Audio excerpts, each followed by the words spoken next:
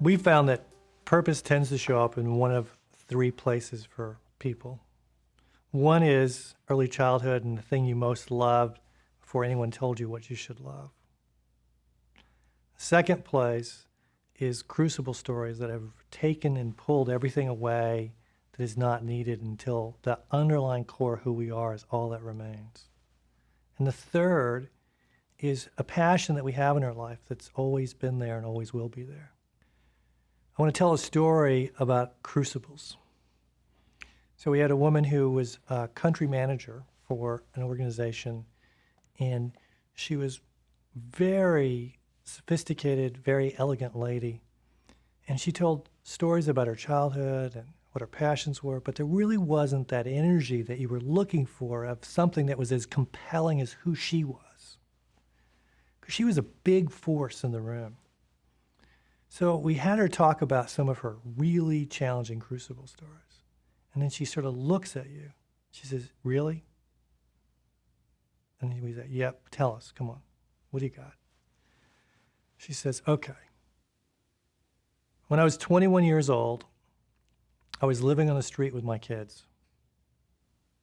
I'd married a soccer player at the age of 18. We got into drugs, rock and roll, the big life, and it all collapsed. And I ended up on the street, living, and having to decide what to do with 2 children." And we're like, and she says, "But there's more." The truth is, I discovered I could do anything, and there was nothing that was going to stop me from taking care of my kids. And you get this sort of image of a mother lion taking care of her cubs. And then she shifts and she goes, "My other crucible, I'm not sure if it's a crucible or a story of when I was at my best. It's 2008. I'm working for a big retailer.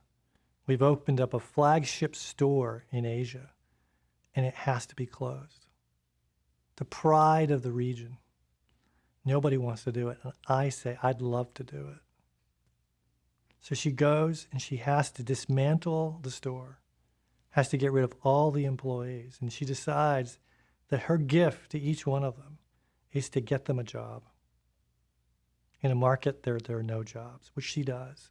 And when she closes the door the final night, she knew she'd done the best job of her life.